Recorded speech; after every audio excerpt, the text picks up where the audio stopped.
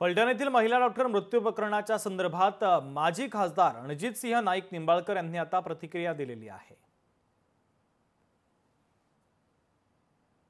डॉक्टरने आत्महत्या केल्याच्या प्रकरणाला पूर्ण महाराष्ट्रात एकच खळबळ माजलेली आहे आणि यामध्ये मोठ्या प्रमाणात एक ट्विस्ट निर्माण झालेला आहे की या आत्महत्या प्रकरणामध्ये ज्या खबरी जबाबामध्ये किंवा त्यांनी दिलेल्या तक्रारीमध्ये ते दोन खासदारांनी माझ्यावर प्रेशर आणलं होतं, त्यांच्या दोन्ही पीएनी माझ्यावर प्रेशर आणलं होतं। त्यामुळे आता राजकीय वळणाकडे हे प्रकरण जाते की काय असं प्रश्नचिन्ह या ठिकाणी निर्माण झालेलं आहे आणि आपण थेट या संदर्भात बातचीत करणार।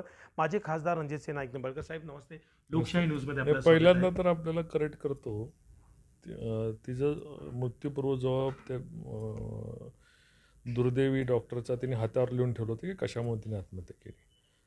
दुसरा ते संबंधित एका विषयाच्या संदर्भात त्याने त्या पोलिसांकडे तक्रार केली होती। ती पोलिसांच्या विरोधात होती, कोणा पीए वगैरे काही नव्हतं। त्यात सगळी कागदपत्र मला आपले राहुल कुलकर्णी साहेबांनी पत्रकारांनीच इथं दिली, तिथे कुठेही नव्हतं। आणि तिची चौकशी पोलिसांच्या तक्रारीनंतर पोलिसांच्या अनेक तक्रारी त्या महिला डॉक्टरच्या विषयावर होत्या। त्या चौकशीच्या दरम्यान तिने एक उल्लेख केला होता की मी याच्या संदर्भामध्ये खासदारांच्या पीएनी मला खासदाराशी बोलणं करून दिलं होतं आणि मी त्यांची माहिती त्यांना अवगत करून दिली होती।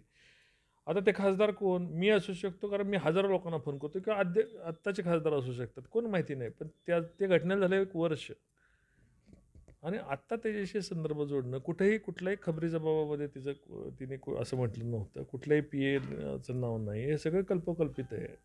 नक्कीच उद्या मुख्यमंत्री हे फलटणमध्ये आहेत आणि आता याच पार्श्वभूमीवर मुख्यमंत्र्यांचा दौरा इकडे असतानाच देखील विरोधकांकडून जाणीवपूर्वक एंटरटेनमेंट चॅनल चालवला जातोय, जाणीवपूर्वक आरोप केले जात आहेत। त्यामुळे आता त्यांनी हे एंटरटेनमेंट थांबवावं असं देखील या निमित्तानं समोर आलेलं आहे। इम्तियाज मुजावर, लोकशाही मराठी, सातारा।